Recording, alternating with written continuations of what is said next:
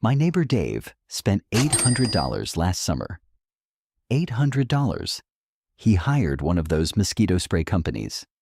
The ones that come out every 3 weeks with a backpack fogger and blast your property with pyrethrin. His yard smelled like a chemical plant for 2 days after every treatment. And you know what happened? The mosquitoes came back within a week. Every single time. Meanwhile, on the other side of his fence, I'm sitting on my porch on a July evening with a cold drink and 0 bug spray on my arms. Not because I have some special genetic resistance, not because I bought a gadget or a subscription service.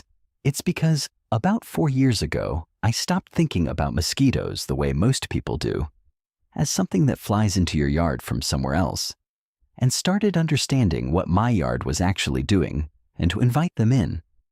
That shift changed everything, and today I'm going to walk you through exactly what I changed, why it works, and I'll give you a bonus tip at the end that costs less than $3 and that I've been using for years that almost nobody talks about. Let me start by telling you how wrong I used to be. I was a zappers and citronella guy. I had 3 citronella torches lined up along my back fence, one of those big electric zappers hanging from the pergola. And I'd burn through 2 propane canisters a summer, running one of those CO2 mosquito traps. You've probably seen the same traps. They advertise catching tens of thousands of mosquitoes per night. I thought I was winning the war. A study published by the University of Florida's Institute of Food and Agricultural Sciences found that CO2 traps in residential settings reduced adult mosquito populations by somewhere between 10 and 20% in the immediate trap area. Not the neighborhood, not the yard. The immediate area within about 20 feet of the trap. That's it. And the citronella? The American Mosquito Control Association, the AMCA, has reviewed the clinical data on citronella candles specifically, and their position is that while citronella does have some repellent properties when applied directly to skin, the airborne concentration from a burning candle is too diluted and too localized to provide meaningful yard-level protection. I was decorating my yard. I wasn't controlling anything. The electric zapper was the most embarrassing one to let go of. Because it feels so satisfying, right? You hear that snap and you think you accomplished something. But research from the University of Notre Dame found that in 6 weeks of trapping, electric zappers killed roughly 10,000 insects, and fewer than 1/5 of 1% of them were mosquitoes. The rest were moths, beetles, midges, and other insects that were either neutral or actually beneficial to your yard. I was running a bug genocide machine that was completely missing its target, so I wasted probably 3 summers and a few $100s on things that felt productive but weren't. I'm not telling you this to embarrass myself. I'm telling you because I know most of you watching this have done some version of the same thing. The pest control industry is very good at selling you solutions that treat the symptom. What I do is different. I look for the cause. Here is the central idea of this entire video, and I want you to hold it in your head because everything I'm about to say flows from it. Mosquitoes don't live in your yard because they like your yard. They breed in your yard because your yard is making it easy for them. That's the whole game. Mosquitoes are not randomly distributed. They are not drifting in from 50 miles away like some kind of airborne plague. The vast majority of the mosquitoes biting you in your backyard were born within 200 feet of where they are biting you. The Centers for Disease Control and Prevention, in their guidance on residential mosquito management, notes that the most common nuisance and disease vector mosquito species, including Aedes aegypti and Aedes albopictus, the 2 you most need to worry about, have flight ranges of only 1 to 300 meters. They're local. They're your problem, which also means they're your responsibility to fix. And fixing them starts not with killing adults. That's actually the last step, but with understanding how mosquitoes reproduce, where they do it, and what specific features of a typical American yard make it paradise for a female mosquito looking to lay eggs. Let's go through it systematically. I'll give you the biology first, then we'll walk the yard together, problem by problem. A female mosquito, and for the record, only females bite because they need the protein from blood to develop their eggs, needs standing water to lay. But here's what most people don't fully appreciate. She doesn't need much of it. Aedes albopictus, the Asian tiger mosquito, and one of the most aggressive biters you're going to encounter in most of the continental United States, can complete its entire larval development cycle in as little as half a teaspoon of water. Not a bucket, not a pond. Half a teaspoon.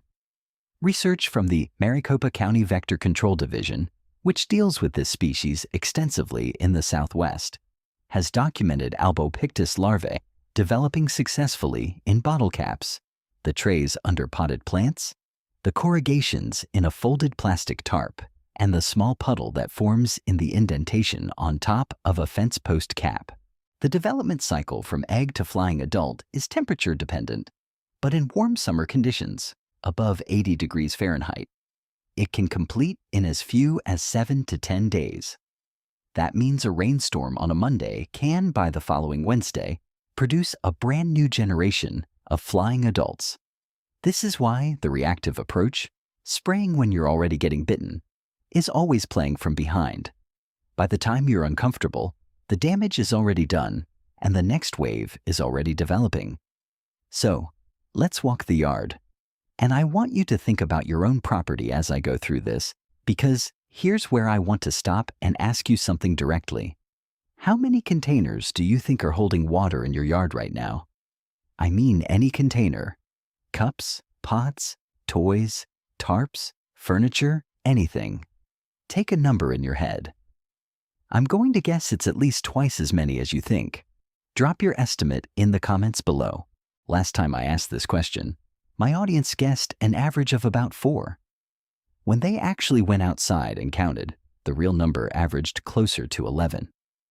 11 breeding sites within 50 feet of where their kids are playing? And they had no idea. Let's start with the one people overlook the longest. Gutters. A gutter that's even partially clogged holds water in the horizontal run between downspouts. You can't see it from the ground. You don't notice it because there's no puddle on the lawn to tip you off. But a 6-foot section of clogged gutter holds enough water to breed thousands of mosquitoes through multiple generations across a single summer. The University of Florida, IFAS, the Institute of Food and Agricultural Sciences, lists gutter cleaning as one of the top 3 source reduction activities for residential properties, right alongside emptying containers and correcting drainage low spots in the lawn. Get up there at least twice a season. Clean them out. If you want a more permanent fix, install mesh guards that prevent debris from accumulating. This is not glamorous work, but it's the kind of thing that makes a real difference. Water features are the second problem, and this one is tricky because people love their water features. Bird baths, fountain bowls, decorative ponds. They make a yard feel alive. But a bird bath that isn't actively managed is one of the most productive mosquito breeding sites you can build. The water is shallow, it's warm, it's often shaded. It's everything a female Aedes is looking for. The fix for a bird bath is simple. Change the water every 3 to 4 days. Mosquito larvae need at least 7 to 10 days to complete development in warm conditions. So if you're dumping and refilling more frequently than their development cycle, you break the cycle entirely. No chemicals, no products, just a schedule. If changing water frequently isn't realistic for you, or if you have a larger decorative pond, there's a biological control option that I've used for years and that I think more people should know about: Bacillus thuringiensis israelensis, which is sold under brand names like Mosquito Dunks or Mosquito Bits. This is a naturally occurring soil bacterium. When mosquito larvae ingest it, it produces proteins that are toxic specifically to the larvae's gut. It's listed by the EPA as a biopesticide. It does not harm fish, birds, pets, amphibians, or beneficial insects when used as directed. It's used by municipal water management districts and vector control agencies across the country. These are not consumer gimmicks. I put a half dunk in my bird bath and one in my rain barrel every 3 weeks through summer, and I haven't had a breeding problem in either of those spots in years. For larger ponds, there's an even better option, and this one might genuinely surprise you. Mosquitofish, Gambusia affinis, are small freshwater fish native to the American South that were specifically studied and adopted by vector control agencies throughout the 20th century because of their documented appetite for mosquito larvae. They are aggressive surface feeders. They don't need supplemental feeding if the pond has any natural productivity. And here is the part people can't believe when I tell them. Many county vector control districts across the United States will give you Gambusia for free if you have a qualifying water feature on your property. Free fish. You call them up, describe your pond, and they bring the fish to you. The American Mosquito Control Association maintains a directory of member agencies on their website.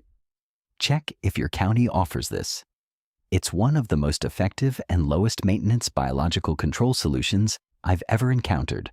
Tarps are the third major problem, and the one I find most often when I help a neighbor do a walkthrough. People use tarps to cover wood piles, boats, lawn equipment, outdoor furniture in winter, sandboxes. The way a tarp drapes naturally creates dozens of small pockets and depressions. Water pools in those depressions after rain and has no way to evaporate efficiently because it's trapped under the tarp material. A single tarp covering a modest woodpile can have 15 to 20 active water collection points after a single rain event. The fix is either to stake the tarp so it is fully taut with no sag at all, and I mean pull it tight, not just roughly flat, or to punch a few small holes in the lowest points so water drains through. Best solution is to store things under a roof if you have that option. Containers are the fourth category and the most varied.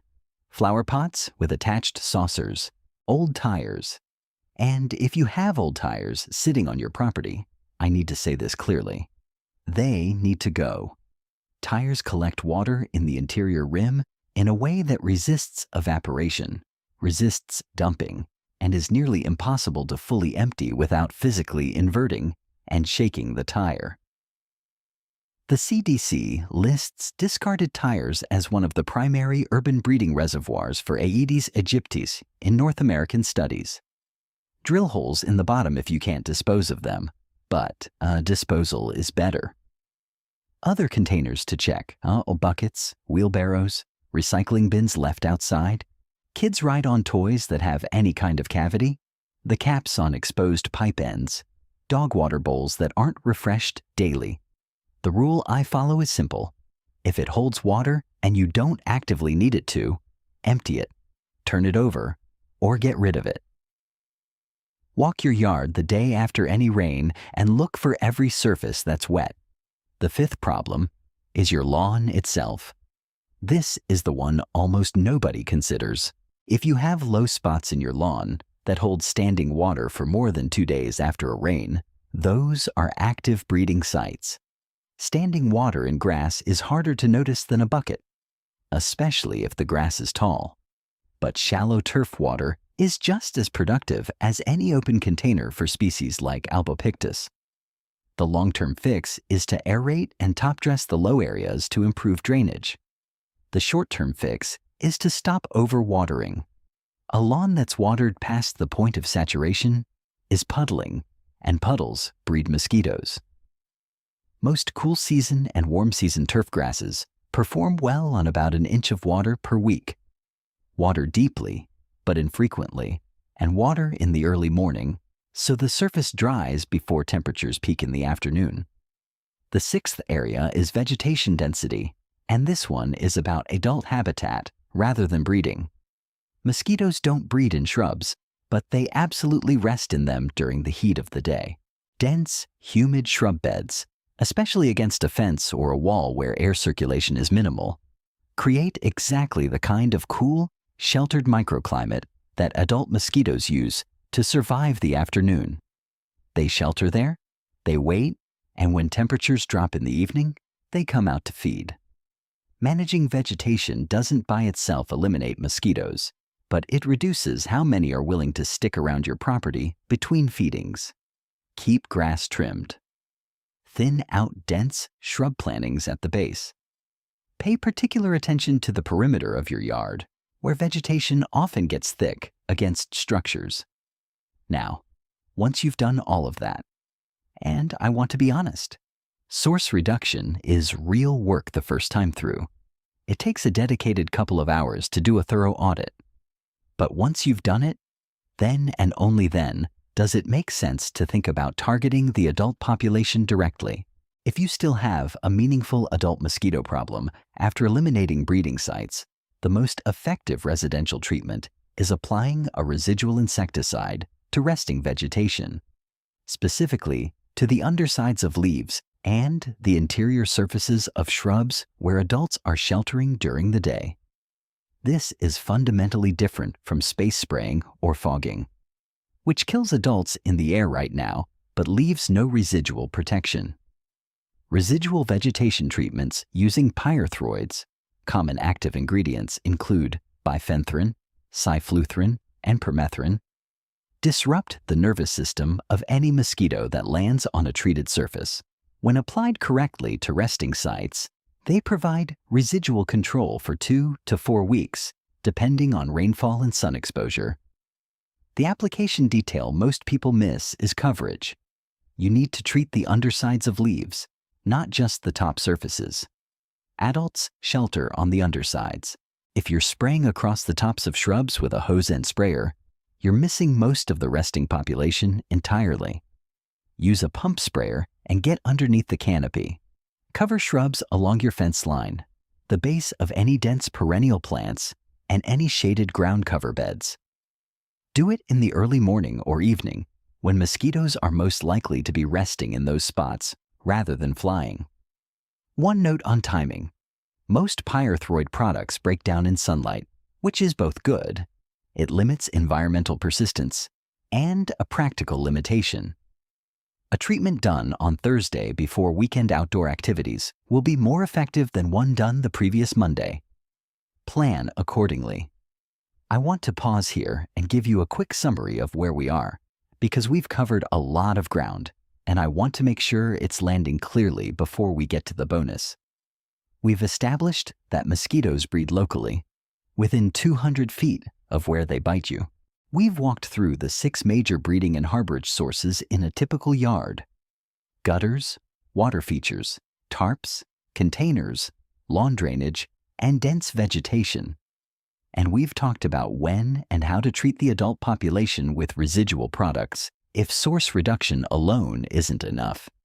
If you do all of this, if you actually audit your yard, fix your gutters, manage your water features, eliminate standing containers, improve your drainage, and hit your shrub lines with a targeted residual, you will see a dramatic reduction in mosquito pressure. Not because I'm promising you a magic outcome, but because you will have removed the conditions that were producing mosquitoes in the first place. Now, the bonus. I promised you something at the beginning that costs less than $3 and that most people never think about, and here it is. Coffee grounds. I know how that sounds. Stay with me. Used coffee grounds, the kind you pull out of your coffee maker every morning and normally throw away, have been shown in laboratory studies, including work published in the Journal of the American Mosquito Control Association, to interfere with mosquito egg hatching when applied to standing water. The mechanism isn't fully settled in the literature, but the leading hypothesis is that the organic matter raises the biological oxygen demand in the water, reducing dissolved oxygen at the surface where egg masses float, and that certain compounds in the coffee grounds may have a direct repellent or toxic effect on early-stage larvae. Results vary depending on mosquito species, water conditions, and concentration. So, I want to be straightforward with you. This isn't a guaranteed silver bullet, and it's not a substitute for source elimination. But here's how I use it, and why I think it's worth knowing.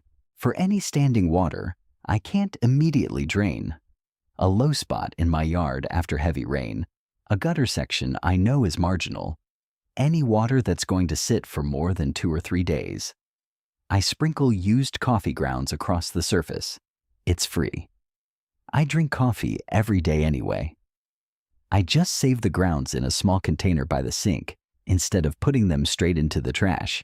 If it disrupts even some of the egg development in marginal breeding sites, it's buying me time until conditions dry out or until I can deal with the source properly. The other thing coffee grounds are genuinely good for, and this one has better documented support, is as a deterrent to certain crawling insects when used as a perimeter treatment around garden beds. That's a topic for another video. But the mosquito application is real.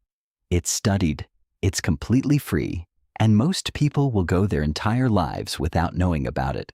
So, there you go. Less than $3. Actually $0 if you already drink coffee. Let me bring this home with a quick recap of the whole picture. Source reduction is the foundation. Everything starts with eliminating the water where mosquitoes breed. Gutters, water features, tarps, containers, lawn drainage, dense vegetation. If you do nothing else after watching this video, go outside in the next 24 hours and count every standing water source on your property. Then, deal with them. That single exercise, done honestly, will have more impact on your mosquito problem than any spray, trap, or gadget you could buy. Biological controls? Bacillus thuringiensis, israelensis, and Gambusia mosquitofish are your allies for water you can't drain. Both are proven, both are used by professional vector control agencies, and both are available to regular homeowners. Residual insecticide treatments applied to resting vegetation are your follow-on tool for adult populations, not your primary strategy. Treat early in the morning or evening. Focus on undersides of leaves and interior shrub surfaces, and retreat after significant rainfall. And the coffee grounds, free, low effort, worth doing for any marginal standing water you can't immediately address. If this video changed how you think about your yard, share it with one person, a neighbor, a family member, someone who's been complaining about mosquitoes all summer and is about to go spend money on a gadget that won't solve the underlying problem. That's who this is for. This is what I do. I find the stuff that actually works and I share it straight. No fluff, no sales pitch. Thanks for spending time with me today. I'll see you in the next one.